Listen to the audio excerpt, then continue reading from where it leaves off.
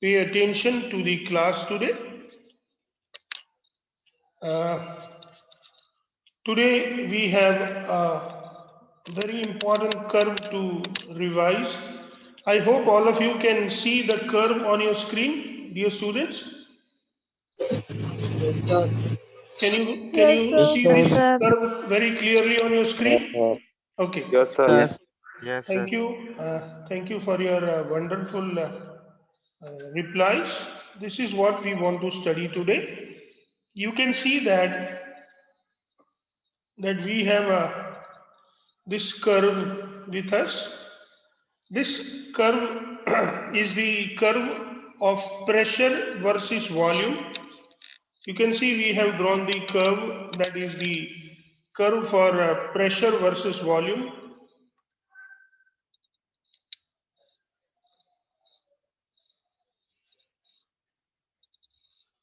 On x-axis we have volume, and then on y-axis we have pressure.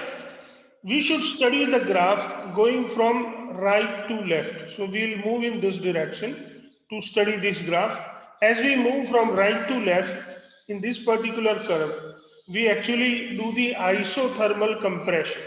So as you move from a higher volume to the lower volume, that means you are compressing it. So when you move this in this direction, slowly the volume decreases and pressure we have to increase to decrease the volume. This is what it happens. We have drawn the various graphs. We have drawn the various graphs at different temperatures, and that is why these all curves that we get, they are the isotherms. Please remember, the various curves that we are going to study here, they are the isotherms, nothing else but the isotherms, because the temperature we keep here constant. Now, my dear students, the first isotherm that we get is at 50 degree centigrade temperature. You can see that when we increase when we go from left to right, that means when we increase the pressure, the volume slowly decreases, and the graph on the curve goes in this direction. At 50 degree centigrade, the curve does not touch this green part. This green part, if the curve touches this green part at somewhere, at that particular point, the gas start liquefying. So here, at 50 degree centigrade temperature, we cannot liquefy any gas. Same way, when we move at the temperature of 31.1 degree centigrade, you can see we get this graph. So as the volume is decreased, pressure increases, the temperature made constant, 31.1 degree centigrade, and again at this particular temperature even, we do not get our gas liquefied.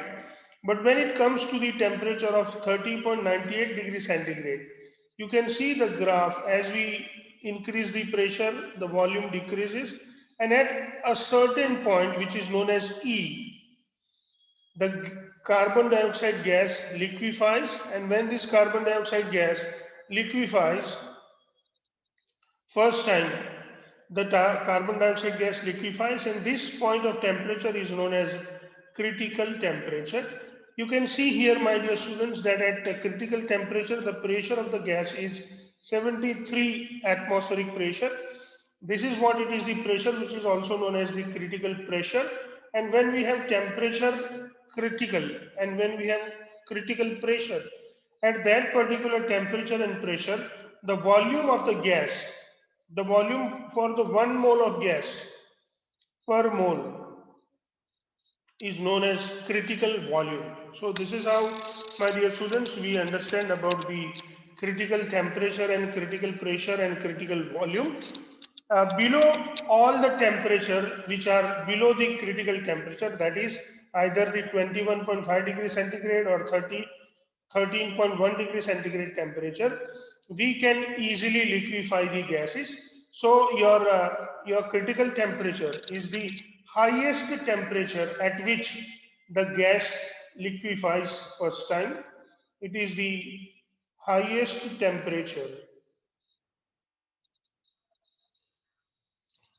at which gas liquefies.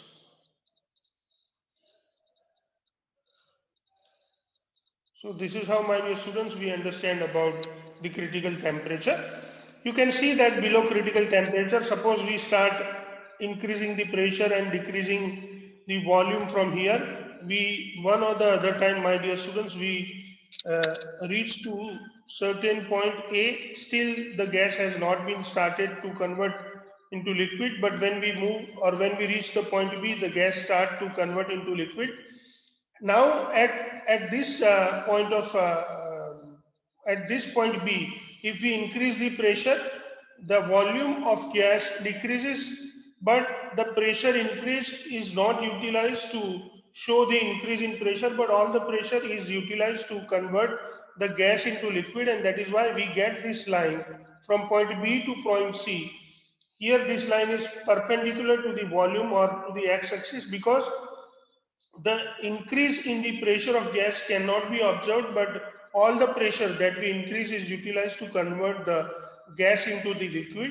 And then after that, if we increase the pressure, you can see here a very huge increase into the pressure will simply decrease the volume to this extent. So such a huge change into the pressure from from P3 to from P2 to P3, my dear students, we increase the pressure such to this extent. You can see here the pressure has been increased to that particular extent up to this. The volume has been increased to a very small volume, that is V2 to V3. The volume changes from V2 to V3, and this is how, my dear students, we understand the exact change into the gas. Same way from at 13.1 degree centigrade temperature, we get the same curve. We reach here, so the gas start to liquefied under that particular region where we have the straight line. All the pressure utilized to convert the gas into the liquid, and then for such a huge increase into the pressure, a very small volume is being increased. You can see that the increase in volume is very small if the pressure is increased from P1 to P3. So you can see here from P3 we can draw a line, and this much of volume has been increased by such a huge increase into the pressure from P1 to P3. And this is how we can even understand that liquids are not compressed much. Liquids are compressible,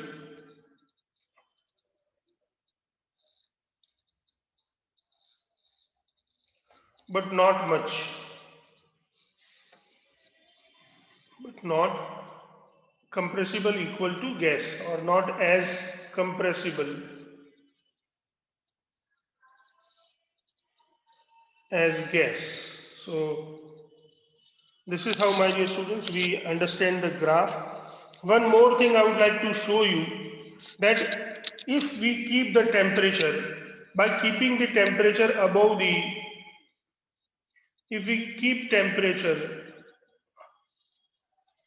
greater than the critical temperature, if we keep the temperature greater than the critical temperature, we can have direct conversion of gas from the liquid, and we will not have any equilibrium between the gas and the liquid. For that, what we can do, at point A we think of the gas, so from point A we increase the pressure, or you can see that at point A we have the temperature 21.5 degrees centigrade. So when we have temperature 21.5 degrees centigrade, from here, my dear students, first we heat the gas and take it to the temperature of 31.1 degrees centigrade. So from A we heat the gas and take it to the point F, Now, my dear students, from point F, we take the gas to a particular direction, and by taking the gas in a particular direction, we move along this curve. So you can see that we move along this curve and we reach to a particular point G. At this particular point G, my dear students, now what we do, we decrease the temperature. And as soon as we reach the H, the temperature goes to critical temperature. So the gas start liquefy, and so this is how, my dear students, by taking any gas from A to F, and then in this path, if we move and we reach G, and then when we reach point H, the gas liquefies. So completely without any transition between the liquid and gas phase, we can directly convert gas into the liquid. There is no two phase possible, but if you move in this direction, along this direction, this is the portion from B to C where you have the equilibrium between the gas and the liquid. But if you choose this path, then the gas is directly converted from gas to the liquid. So this is what it is all about. This is what it is all that we are going to study or discuss uh, in detail. Let's move forward now and see the text one by one. Whatever the discussion I have given, that is what I have written into the text itself. अगर आपको कुछ समझ में नहीं आ रहा है, आप मुझे बीच में ही रोक के पूछ लीजिए. Please don't hesitate to ask any question if you could not understand. If possible, keep the graph open in front of you from the textbook so that you can understand what I am trying to tell you. At 13.98 degrees centigrade, carbon dioxide remains gas up to 73 atmospheric pressure, that is at point E. At 73 atmospheric pressure, liquid carbon dioxide appears first time, at 73 degrees centigrade temperature and 30.98 degrees centigrade temperature, carbon dioxide first gets liquefied. At temperature 31 degrees centigrade, now this is very important point, please try to understand it, that at temperature 31 degrees centigrade, carbon dioxide gas does not liquefy, or at any higher temperature, carbon dioxide gas does not liquefy at all. So please remember that at the temperature above 30.98 degrees centigrade, the gas does not get liquefied. The highest temperature at which a gas can be liquefied by increasing the pressure, is called the critical temperature. So this is the important definition. You should learn it. You may be asked, or this definition is going to be very useful in future for you. That temperature 30.98 degrees centigrade is called the critical temperature for carbon dioxide gas. For other gas, the critical temperature or the value of the critical temperature is different. Now we have the definition for the critical volume. Volume of 1 mole of gas at critical temperature is called critical volume. Same way, my dear students, we want to understand the definition of a critical pressure. So let me read it for you. At critical temperature and critical volume, maximum pressure, remember this word maximum is needed over here. Maximum pressure at which gas can be liquefied is called the critical pressure. Below critical pressure, we cannot liquefy the gas, but at higher pressure we can liquefy the gases at critical temperature. So this is the important point. You should even learn the definition of the critical pressure, and this word maximum is very important in this definition, so you should learn it. Then we have the next one, the critical temperature, that is TC, critical pressure PC, and critical volume VC are called critical constants. So if you are asked what are the critical constants, you can easily answer that critical volume, critical pressure, and critical temperature, all these three are collectively known as critical constant. For carbon dioxide, my dear students, for carbon dioxide gas, the critical temperature is 30.98 degrees centigrade or 304.13 Kelvin. For carbon dioxide gas, critical volume is 94.0 centimeter cube per mole for 1 mole of carbon dioxide gas. Now, my dear students, if we instead of centimeter cube, this centimeter cube also represents the ml. So instead of centimeter cube, if we write decimeter cube, that means if we write liter,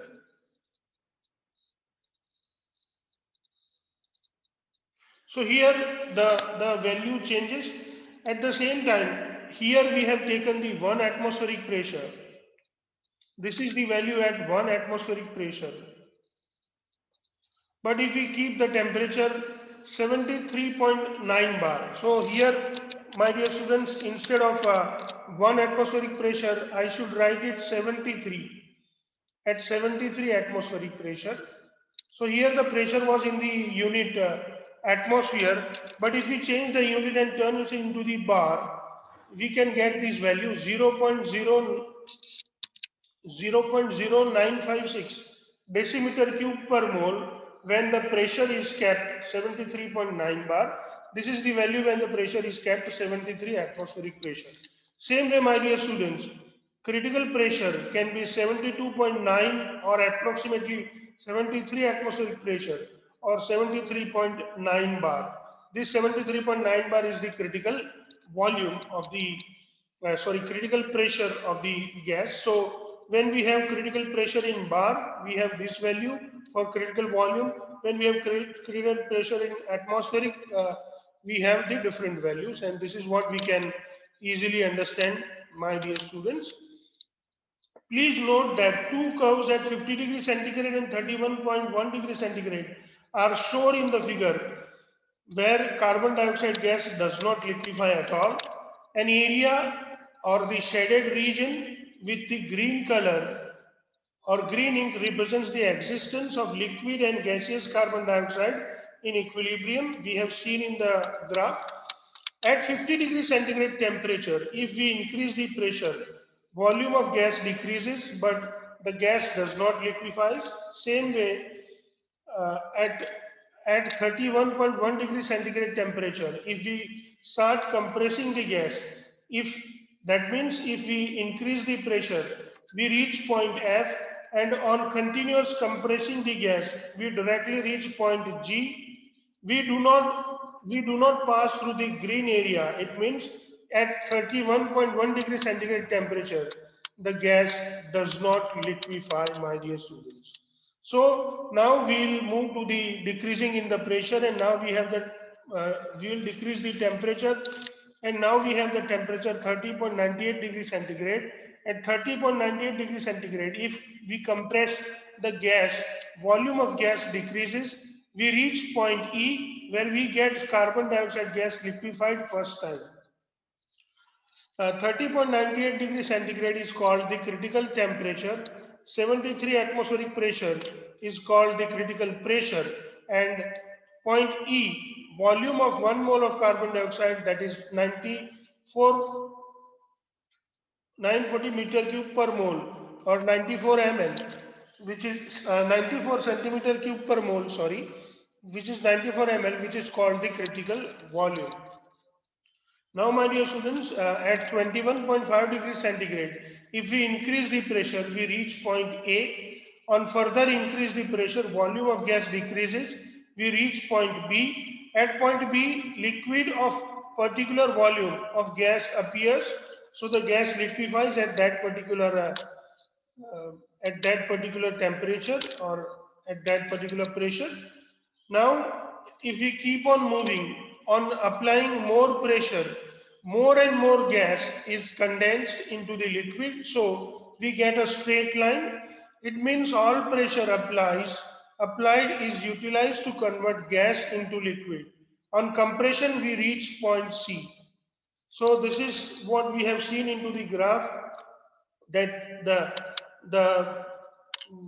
at point C, all the gas has been condensed. So we have seen this region, which was green. Here we had a point B. Here we had point C. This is the region where there is an equilibrium between the liquid and gaseous state. From from B, the first time liquid is converted into gas, but at point C, all the gas has been converted to liquid. So at point C, all the gas has been condensed, and further application of pressure merely compress the liquid. It does not change the gas into the liquid because gas has or all the gas has completely been converted into liquid. At point C, increase in pressure from P2 to P3 merely decrease very small volume of liquid, that is V2 to V3. So we get a very steep line. See, initially the graph or the graph was going in this manner, but then suddenly the graph goes in this manner. So this is what it is, this very steep part that shows that from here to here, for increase in such a huge pressure, the volume is increased to a very small extent. This is what I am talking about. Increase in pressure from P2 to P3 merely decrease very small volume, that is V2 to V3. So we get a very steep line. Remember, we have got the steep line at 21.5 degrees centigrade. Point D represents the liquid state. Same observations are observed in case of the 31.1 degrees centigrade. So this is how, my dear students, we understand the curve, but still we have a few more things to understand. For that, first let us understand the definition of permanent gases. Gases which shows continuous positive deviation in value Z are called the permanent gases. If we plot a graph of Z versus P, my dear students, we can see a straight line. This is for ideal gas. Now those gas which goes in this direction, those gas which, if they give this kind of curve, or if they give the curve in this manner, so these kind of gases, they always show the positive deviation, and these gases are known as the permanent gases. You would have seen that hydrogen, nitrogen and helium, they gave this kind of curves, and that is why these gases are known as the permanent gases. Liquefaction of so-called permanent gases, that is gases which show continuous positive deviation in Z value, requires cooling as well as considerable compression. Please remember that these gases cannot be liquefied just by decreasing the temperature, but they require considerable compression. So to liquefy them, we have to compress them to a great extent. Whereas the other gases which shows even the negative deviation, or they are not permanent gases, they can be just liquefied by decreasing the temperature. Now we have the next question to study, that why such behavior is shown with the permanent gases. So the next question is, why do so-called permanent gases requires cooling as well as the considerable compression? Explain. So-called permanent gases requires the cooling as well as the considerable compression because compression brings the molecule in a close vicinity and cooling slow down the movement of the molecule. Therefore, intermolecular interactions may hold closely and slowly moving gaseous molecules can together and gas liquefies. Once again, we need to reread it, that uh, cooling slows down movement of molecules. Therefore, intermolecular interaction may hold closely and may hold. From here, we shall study what does it hold. The closely and slowly moving molecules together. Please understand this, that the cooling slow down the movement of molecules, and now we should understand that intermolecular interaction which have become stronger, they hold this closely, means available very close to them, and slowly moving molecules together, and then the gas can be liquefied. So remember, my dear students, to convert the permanent gases into the liquid, it is necessary that these gases may be compressed for liquefaction. It is possible to change a gas into the liquid or a liquid into the gas by process in which always a single phase is present. Explain with the example. This is what I have even explained you, that we can easily, it is possible to change a gas into the liquid without passing through the uh, green region where there is an equilibrium between the gas and liquid. So we can do it. How did we do it? Let me show you once again so that you can understand it well. We can directly convert a gas to a liquid without passing through any uh, any equilibrium state, and that is what we can do it by just doing, or by just following the particular path. This path I am going to show you. You can see on in the figure now.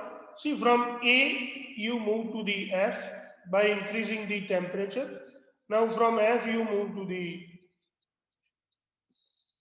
G, and from G you start moving towards D. But when you are moving towards D at at a particular point which is known as H, the gas liquefies. So this is what I am going to explain you in the text, my dear students. Please pay attention. That we can easily convert the gas into the liquid without passing through that green shaded region, or without passing through the equilibrium. It is possible to change a gas into the liquid. Mistry, you are disturbing the class. Mistry, you are not aware. It is possible to change a gas into the liquid or a gas into uh, or a liquid into gas by a process in which always a single phase is present. Mistry, can you please erase those lines or arrows which you have created? For example, in the graph we discussed, we move from point A to point F vertically upward. You can see that we have moved from point A to point F. So when you move from point A to point F, you just increase the temperature vertically upward by increasing the temperature. At point A, temperature is 21.5 degrees centigrade, and point F, the temperature is 31.1 degrees centigrade. Now by keeping the temperature 31.1 centigrade, we will keep the temperature 31.1 centigrade, increase the pressure. So when we increase the pressure, we compress the gas isothermally. By compressing, we can reach to point G. So now we have reached point G. I have shown you in the figure. Now from point G, we decreases the temperature such that the volume remains the same and the pressure decreases. That is isochoric decrease in the temperature, and we move towards point D. As soon as we cross point H, that is at H, the temperature is critical temperature, that is your 30.91 degrees centigrade. On critical isotherm, we get the gas to be liquefied. So as soon as we cross the point H, the gas directly liquefies without passing through the green region. We end up with liquid, but in this series of change, we do not pass through the two-phase green region. Remember that we need not to pass through the green region, and directly all the gases are being converted into the liquid. If the process is carried out at critical temperature, substance always remains in the same phase. If the process is carried out at the critical temperature, the substance always remains in the same phase. Please remember this. Now, anything that can flow is called fluid, my dear students. So now we are going to change our topic. Here the discussion about the liquefaction ends. Dear students, do you have any doubt, or if you cannot understand anything from this portion, you can ask me. Dear students,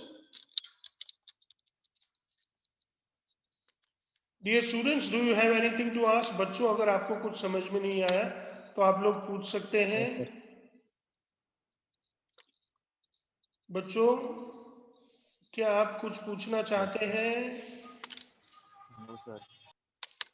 no sir. सब कुछ समझ में आ गया है आपको? Yes sir. Sure है कि सब कुछ समझ में आ गया है? Yes sir. सच में? चलिए, बहुत अच्छी बात है। अगर कुछ समझ में नहीं आया तो आप लोग पूछ सकते हैं, बिल्कुल घबराने की जरूरत नहीं है।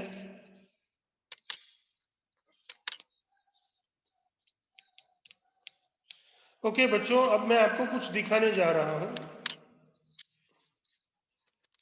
ये थोड़ा देख लीजिए। You can see on your screen, आपको स्क्रीन पे कुछ दिख रहा है? Yes, sir. Yes, okay, sir. Yes, sir. मैं आपको ये Yes, sir. बताना चाह रहा हूँ कि into the 6th standard as well as into the 9th standard, the admission process for Jawahar Navodaya Vidyalaya has been started, and the last date is your 15 December. Please remember that the last date is 15 December. You can even share this, that uh, this is what I'm going to share with you in on your group. So please, uh, if some of your uh, if some of your friends or relatives want to appear for this exam, they should apply. Application can be given online, and application can be filled online, and we should try to help them to get admission into the Navodaya, or at least we should help them to Yes, sir. go for the exam. So please do share it with your friends and Yes, sir. family members, and let the more and more students get the benefit of studying into the Navodaya exams, or at least they can appear the exam. So I hope, my dear students, today